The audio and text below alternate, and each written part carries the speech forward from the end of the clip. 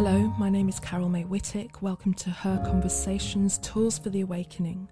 Her is an acronym for Higher Energetic Resonance. This is the optimal state to embody in order to attract our highest desires. What is the awakening? This is the moment in time when humanity rises up out of the darkness. Who is awakening? Each one of us on the planet today, reclaiming our sovereignty, seeking greater possibilities in our reality and looking for solutions. We know being awakened is not a lofty ideal but a necessity. If we can transform ourselves, we can change the world. Guests on Her Conversations will speak to your spirituality, sensuality and soul. Listen to their stories, hear how they are in service to the world. Let their words and these conversations embolden and inspire you. This episode is a solo episode. This is not me trying to convert or convince you of anything. I'm not the media, I'm not the government. I believe that you are sovereign enough to make up your own mind or to turn it off. If you fall into that category, you wouldn't have pressed play on this anyway. So the people that I'm speaking to are going to be those who are every day looking out into the world and witnessing the division that's happening and just trying to figure things out and wondering why so many people are being so easily hoodwinked by the evil that's taking place in front of us and passing it off as care. These are unusual times. These, we hear it so much, but at 100% this is war. So in sharing this, I'm just hoping that you know that there's somebody out there who feels as you do and is prepared to speak out. So maybe at least you won't think that you're a lone voice in the wind. Maybe by way of me just mulling things over and my thoughts on what is happening and the way that people are reacting and why they're reacting that way, maybe it will make a little bit of sense to you, so maybe you can understand. Like I said, it's not going to make anyone change their mind at any point. I really don't feel that way, unfortunately. And just thinking about back to last year, because that's how long it's been, 13 months, when this all started and there was a huge amount of fear that was deliberately pushed out, I recognised an opportunity. I felt there was an opportunity and I saw there was a shift and a mass awakening, and I truly believe that this was the change in the ages that had been spoken about in religious and spiritual texts, and I still believe that that's the case. And of course we've always waited for this moment to come, not really knowing how it would actually transpire and what would need to take place on a day-to-day reality level for these changes of times to happen. And maybe also we didn't take into account that we would probably have to experience so much pain and so much loss and confusion and hurt around this. But speaking from my point of view, this is what's happening. It's an unusual situation, knowing that what we're heading for is a better place, and yet there's this kind of weeding out and contention that needs to happen prior to that. And a lot of things need to be destroyed, systems and belief systems as well. But we didn't really take into account that some of our nearest and dearest Earth family would potentially be destroyed as a result. So what has really surprised me is the lack of ability for people to recognise the lies or then their willingness to stand up and speak out. And in particular, if I relate to people who have had a faith or have had a practice, that when push comes to shove, or when the moment in time that we've been waiting for has come upon us, everyone seems to have disappeared into their practices and not wanting to step into the negative or look at the darkness. And what have we been working for? what did we think it was going to be about? For those who identify as light workers, what is half of that word? It's work. And we have been presented with challenge and work to do. More so the work is on ourselves, but to stand upright and for what we truly believe in is taking work on a daily level. And I just thought, surely we've used these practices to discover ourselves, who we are at the core, and to be able to stand in our beliefs and our power, and also step forward and make a difference in the world. And it's not been as clear and as cut and dried as that. Not everyone who I thought was strong has been able to relay that strength, and it's trying to figure out, why is it that certain people can see and others cannot? And not everyone who's standing up and out and voicing it would voice themselves or call themselves a spiritual or religious person, but something about them is clear about what is happening. And over the year, what we can see is this health emergency narrative has intensified. And we are now at the point where we are getting heavy-handed, intense coercion techniques that are used to convince the masses that the only way back to their freedom is to take on board this experimental drug. And the narrative makers constantly want to reassure the masses that this medical solution is safe. And if it is, then they are heavily censoring experts in the field who are brave enough to come forward, and then mocking anybody who dares to listen to them. Now, if you think of the people who are coming forward, they are not coming forward with an alternative that is as untested as the one that's being pushed towards us. If anything, they're coming forward with a warning, with a dire warning, waving their hands and really trying to catch our attention and let us know that what is being foisted upon us is actually dangerous for us. It's a danger to our humanity. It's a danger for our survival as human beings, as we know ourselves to be at this point in time. As I said, they're not pushing a different pharmaceutical. They're not in it for the money. If anything, the majority of people who stand forward are losing money. They're warning us against this, or at least to listen to what they've got to say. And then they're promoting long-standing remedies that have decades of success and are also pennies. For those of us who are aware of this, we're doing our best to alert the people that we care about this, but the program is so deep, nobody wants to know. All the information that I've looked at, for all the experts that I've listened to, I can understand that this is not a solution to get rid of this health emergency that we've had. If anything, the powers that be have admitted as much, that it isn't. Because you take one dose of solution and you're just going to have to continue to take doses and doses of solution afterwards. And what is coming forward is there are growing numbers, in who knows how many numbers, because these things are being so suppressed and poo-pooed.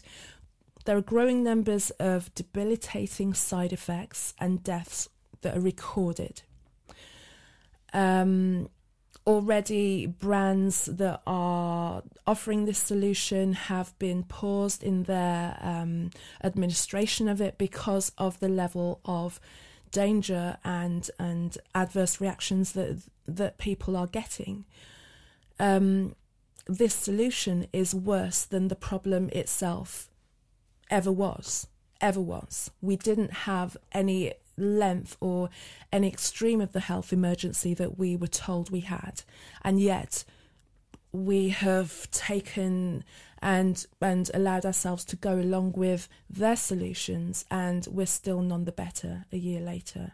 So we're trying to warn people, we're trying to tell people, there's experts here and they don't want to know. And somehow whatever the program is, I don't plug into mainstream information and programming. So I don't know what the wording is. I don't know what the level of coercion is. I don't know what what they're pulling on emotionally to get people to do this. But they've convinced people who, and in speaking to numerous people that I know who are trying to do the same thing and wave the flag in front of people that they care about, they are surprised that people that they thought were reasonable, clear-thinking, intelligent people are just going ahead with it and not really wanting to take on board any other information, and then letting everybody know the choices that they're made and signalling their decisions on social media.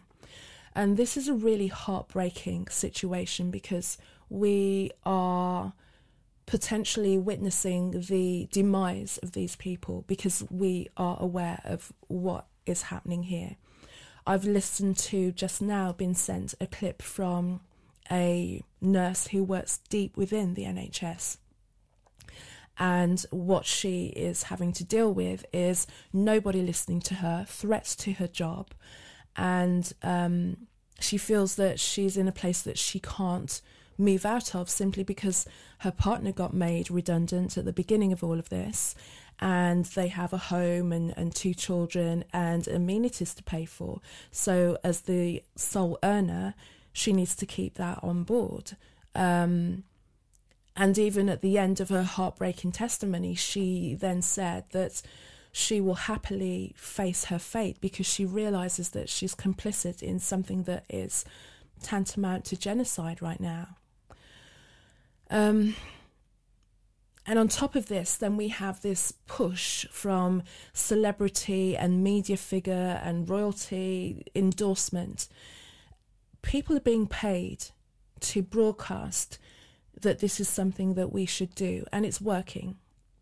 And, you know, to play devil's advocate a little bit, maybe they truly believe that what they're doing is for the good of mankind. But what we have to realise is that putting our faith in external voices and public figures is putting our faith in fictitious characters. These people are there to divert and entertain us. It is their job. They get paid to do that. And they have been sought out because of their sphere of influence to pretty much send people off the cliff into uncharted oblivion. I've seen some of these advertorials, whatever you want to call them, and what has also been a deep surprise to me is people that I've known, and they've had more public careers than me, so I've watched their careers over the years, who are now doing this. And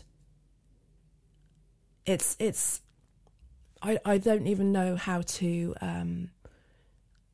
I wonder, you know, do they really understand what it is that they're doing by looking into the camera and being a bit forlorn and allowing the stirring soundtrack to carry their words and to present this information to people? I'm wondering how many of them really believe that they're doing the right thing, or it can't be too many people are waking up. So I find it hard to believe that they're all really just thinking that they're doing something that's good. What I've noticed is within the people that are taking a stance against this is they are really strong in their conviction and they're led from the inside out. And that has been trained almost into them. They've had to learn to stand up for themselves and what they believe to be true in the face of ridicule.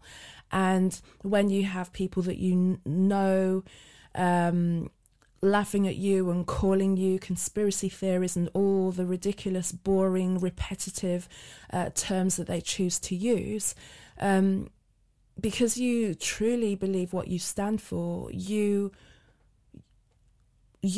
build a strength, you forge a foundation and a resilience, and it's that foundation and resilience that will be the saving of their lives.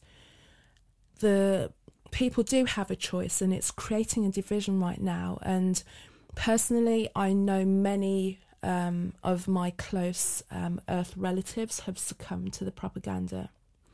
What they don't realise is, by just allowing that narrow band of narrative to convince them that this is the right thing, is that they have entered into the largest medical trial / genocide in the history of mankind.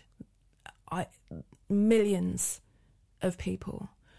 And in listening to this nurse and referring back to her, she said she'd had conversations with other medical professionals who had had this and were totally unaware of all of the ingredients included, and that they weren't, as usual protocol, giving out the patient information leaflet, I believe they call it PIL, to the patients before they administered this, so they were none the wiser of what they were taking on board, and they weren't able to read upon the side effects.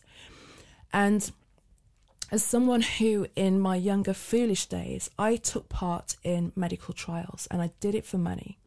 And there are protocols when you do this. So 1, you enter by choice. 2, you get paid. 3, you know what you're taking, and you have someone explain everything to you. And also, you're not taking something that is untested. It has already gone through a level of testing before you then offer yourself up to have these things in your body. Young and foolish, you know, and thank God I'm not there anymore. But I know what a medical trial should look like. And in history, there have been many instances of people being part of medical trials when they were completely unaware. If you're unaware of the Tuskegee trials, look it up. So a situation where people are unaware of what they're taking part of is not new. The scale of this is completely different. So, you know, the time for sitting on the fence is totally over. I mean, there was never a time for sitting on the fence, but we are really being squeezed by now. And the truth of who we think we are and know and what we are, what we stand for, will continue to be challenged. We can't kind of and ah about situations. We have to stand strong. So either you just acquiesce and go on that side, that's your choice, or you stand up and say what you're seeing. And, you know, I had a conversation with somebody recently, and for the most part I knew that my words were falling on deaf ears, but I think I just wanted to hear myself say something out loud about this, because a lot of the time we're just having these thoughts circulate in our mind continuously, and it can lead you a little bit crazy. You know, there are good days and there are days where you're just, when is there going to be a shift? And it was interesting to get their take on it, because it's someone who is just, you know, sitting vaguely on the fence, waiting for things to get back to normal. When things were okay, and this is not a child. This is an adult, somebody well into their 50s, and I mean they were shocked when I said to them that we've gone too far now. We can never go back to what you consider to be normal, and that normal wasn't fair. That life was not balanced for people. Some people had it good, and they were one of the people that had it good and nice and easy, and to an extent still do. It's just this extended sabbatical that they're on. And I was like, but there are some people that suffered in the world. If we're going to go back to that normal, do we want to go through all of this and then go back to that? And their thought process was that, well, you know, some places have more and some places don't. And I'm sure throughout this year, I'm not the only person that has had to listen to someone's quote unquote reasoning and just stand breathless and trying to figure out if we're hearing what we're hearing. People that you thought you knew suddenly are coming out with the most outlandish, inhumane thoughts. What this is doing is really getting to the core of who people are. And we can't go back to normal, and whatever normal was, who wants that? Because there was a vast imbalance. If one person is suffering on the planet, that's not a good life. We don't really want that. But then I realised that some people actually, if they don't see it, they don't actually really care about it. And that's hard to hear. And this 2020, 2021 has truly revealed the world to us collectively and individually.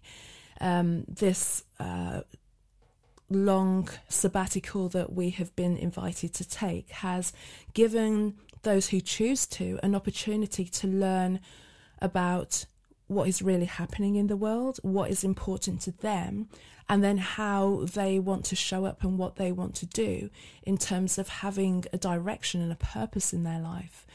And yet still, surprisingly few people have taken the opportunity that has been presented to them, and as a result, for the most part, that will be their detriment.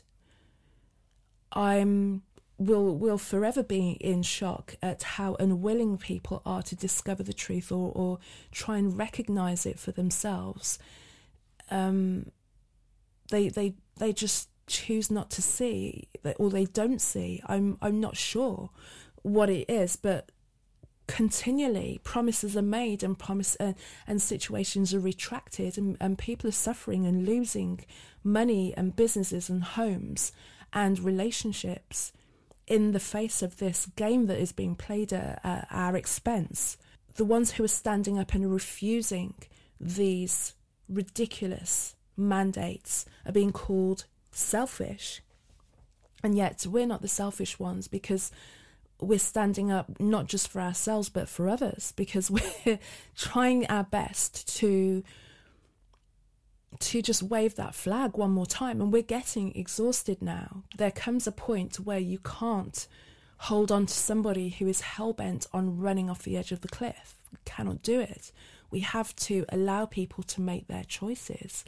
It's the ones who, in my opinion, are easily hoodwinked who are the selfish ones, because they're concerned about protecting their ego. They're not wanting to step outside of the crowd. They're not wanting to voice something when they see it. They want to leave it to someone else because the work looks too much. It's too comfortable to stay where they are. There's an immaturity there. There's a spiritual immaturity there. There's a emotional immaturity there in staying in that juvenile state, not looking and addressing any insecurities that you have, not addressing any traumas that you have. And by not healing those, for want of a better phrase, gaps within yourself, this is how the lies and the groupthink will win you over. So we have to stay strong. If you don't try to get to know yourself and then ground into who you are at the core and become unshakable, it will cost you, because you will pay by waiting for the approval of external forces, the pat on the back, the smiley faced emoji when you're putting, your jab selfie out on social media. Your intuition knows. And over the year, every conspiracy is revealing itself to be fact.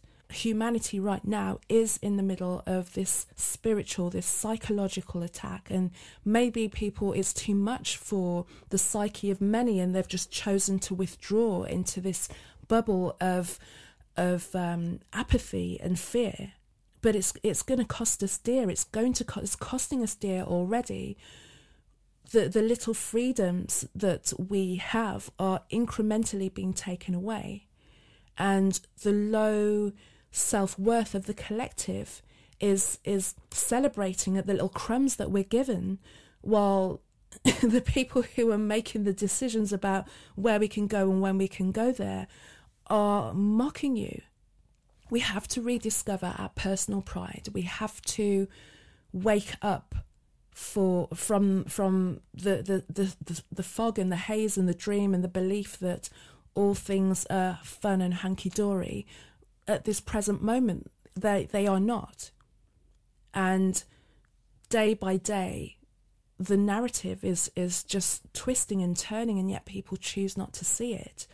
So for those who do see it, and for those who are having to stand up in the face of others who would coerce them into doing something that is going to harm them, stay strong as best you can. And this is not a new story. If you want to, if you've ever heard of Plato's allegory of the cave, you always will get called crazy by those who are narrowly informed.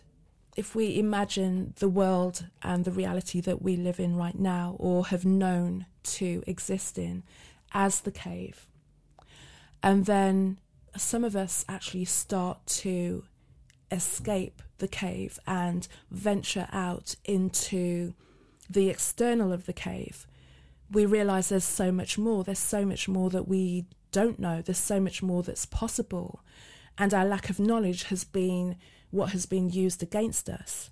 And when we find this, we get excited because we realise that, okay, things weren't as we thought we were. Some of it was darker than we ever believed it to be, but then there's so much amazing stuff there. And what do? We run back and we want to help our friends, our family, our fellow human beings, and they don't want to hear it. So there comes a point where we've got to decide that we stand for something, and we stand for what we know to be true. And maybe in the unfolding of the next few months, there can be a turnaround in this. I don't make the plan, so I don't know where it is going, but I see where I think it's going. And for the most part, to remain in this blinded, apathetic society is, for any of us who want a real, true, free life, dangerous. We won't be able to have that. And there might be a potential splitting, and many seers, psychics, astrologers have spoken about this, where some people will choose to remain in the comfort of the system, believing that they have everything they need, and the thing that they need the most, their freedom, they don't have that, but they're cozy in that. And for those of us who strive for freedom, will step away from this chain, this prison of comfort, and create something new and stand for something on that side. Thank you for listening, and if you want to find out more about me, you can come to my website. It's carolmaewhittick.com, CarolMaewhittick. You can find me on Facebook under the same name, and on Twitter I am there under Casmic, and also I'm on Instagram, which is probably the better place because I do a little bit more on Instagram. So until the next episode, and I realise that over the past year I've not been publishing as frequently, simply because I've spent more time in really deep contemplation, being really specific about the guests that I want to bring on here and the conversations that I want to have. This is about tools for the awakening, and we're at the awakening now. This is not the time for me to have cute conversations with people who are not really speaking up and out against what's happening in the world. So I'm being more particular, and also I'm bringing more of my voice to this. Forgive the infrequency, but I hope that when I bring it, I do bring quality to you. So enjoy your day. Stay in your heart, stay in your strength. This is what the world needs now. Take care. Bye.